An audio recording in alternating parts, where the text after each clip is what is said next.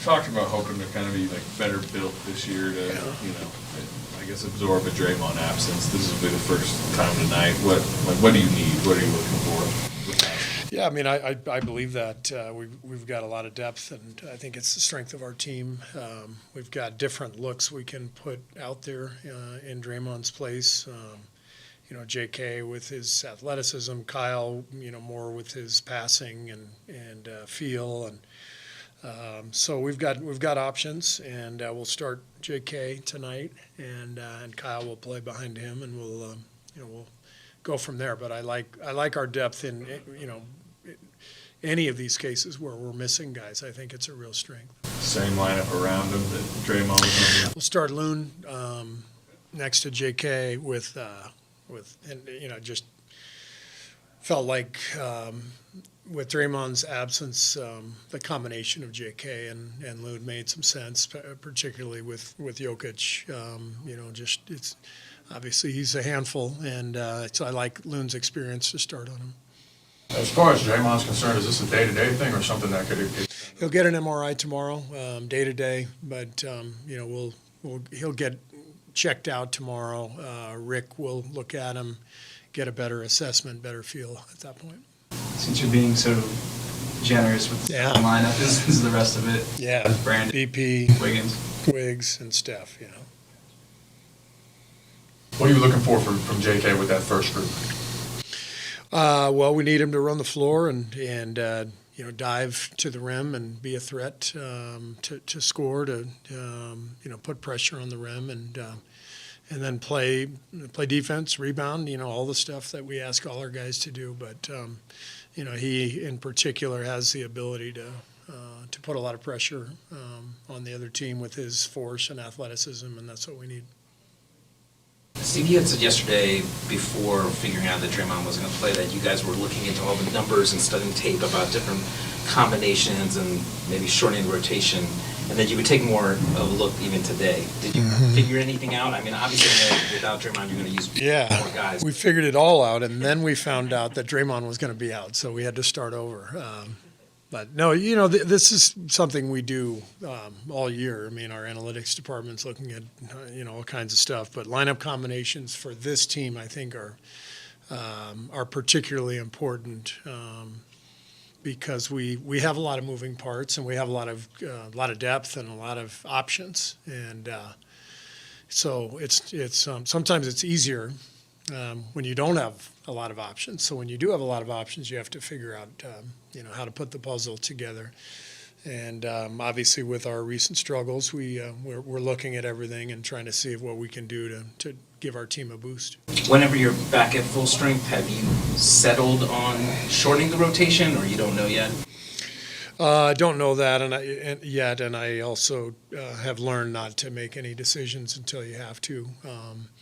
So we made some decisions yesterday on the plane that went out the window with Draymond's absence. So it just doesn't make any sense to worry about what's next. So tonight we know what we're going to do. We'll do it, and we'll go from there. Without Draymond, the main focus I think will be a lot on how to guard Jokic. But how does it affect you guys offensively, and how can Brandin kind of step up as that connector, driving kick guy for you guys? Yeah, I mean, we run a lot of offense through Draymond, so that means that'll change. BP will handle the ball quite a bit, and we'll probably try to keep either BP or Steph on the floor all the time, and go from there. But we got a lot of guys who can chip in offensively. Kyle, definitely very capable of playing some of the Draymond role, point forward type. Wiggs and JK will need to be, scoring threats, getting downhill, all that stuff. So we'll figure it out. BP made multiple threes last game for the first time in, I think, exactly a month. Do you think him being next to Steph, like the gravity of Steph, can maybe open that shot up first? Yeah, the shot's been there. I think the main thing is he just is building his confidence, and that was a good night for him the other night. And he's a good shooter, and he's a really good player, obviously. And I like him in the starting lineup, and I like the way he played the other night. So I think we'll continue to see that happen. We watched it all last year, so slow start to the season for him, but he's picking it up. In terms of keeping either Steph or Podziemski on the court at all times, What are kind of the challenges to maybe like staggering their minutes? What kind of complications come with that?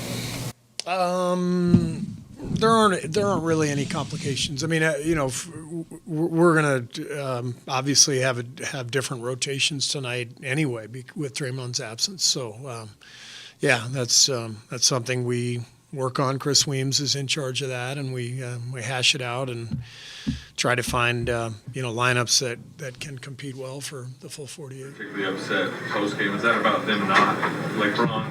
Yeah, Brown called a timeout. He dove on the floor. He rolled over. Everybody saw it except for the three guys we hired to do the games, and that makes me angry. This is that's a technical foul. They don't have a timeout left. It's a technical foul. We shoot a free throw. We get the ball. We got a chance to win the game.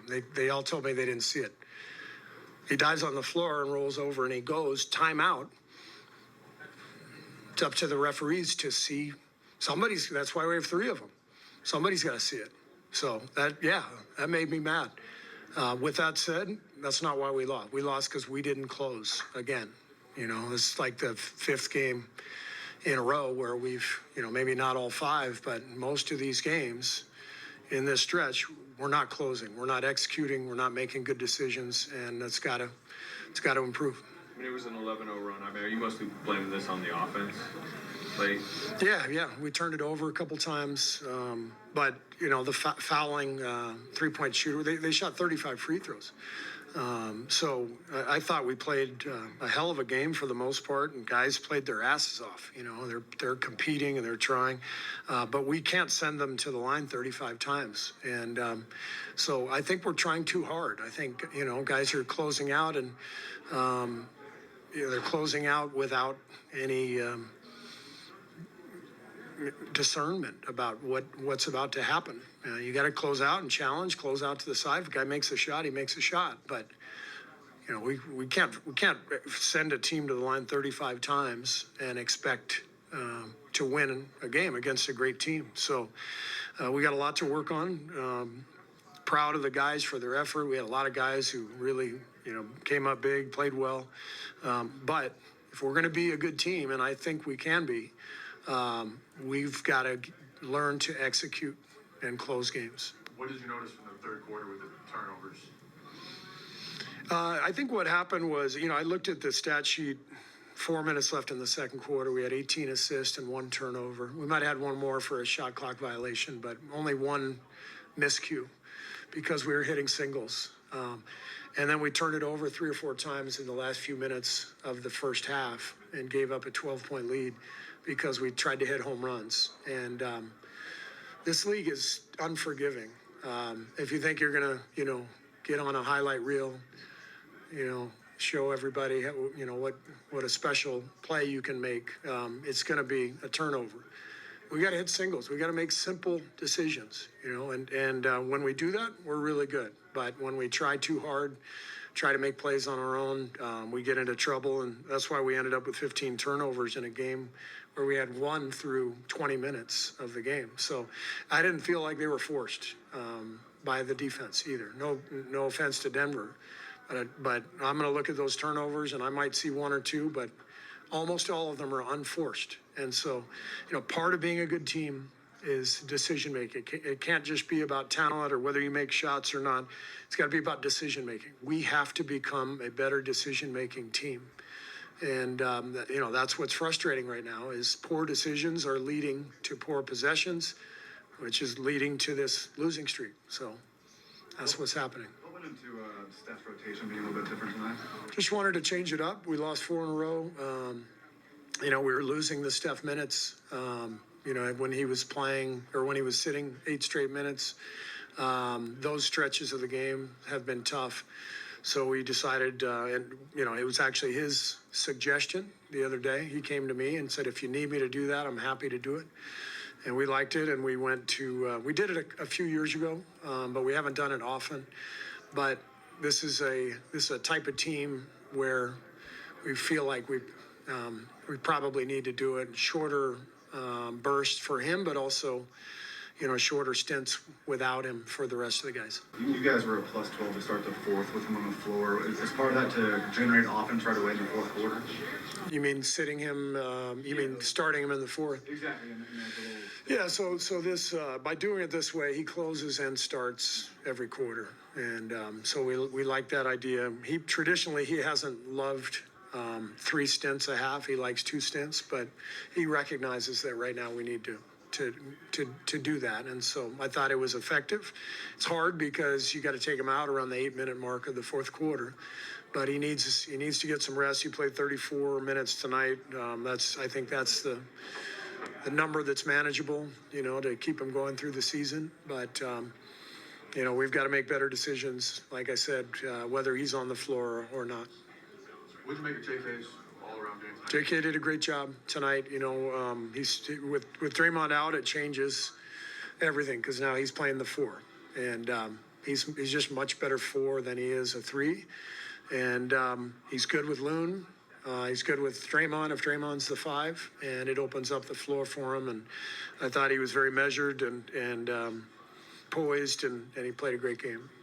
A couple of those fouls that you mentioned at the beginning were Pods and Yeah. 3-point shooters. Yeah. How frustrating is that, and how can you drill that with the young players? So Pod's a hell of a player, but he needs to, and I've told him this, he needs to be a smart player. He's one of our guys who's capable of making really good decisions. He had a lob when we were up 12 in the late second quarter that was frankly insane. It's a 5-on-4. You just keep hitting singles, throw the ball to the open guy. He had the same play last week against Brooklyn where he tried to throw a lob over his shoulder. He cannot be that guy, and he can't foul jump shooters. So I love Brandin. He's a hell of a player. He's got a hell of a future ahead of him. But I hope he watches this clip right now of me talking because he needs to hear it. He's got to be a smart, tough, great decision maker, and he's very capable of it, but that's his next step. Thank you. Thank you.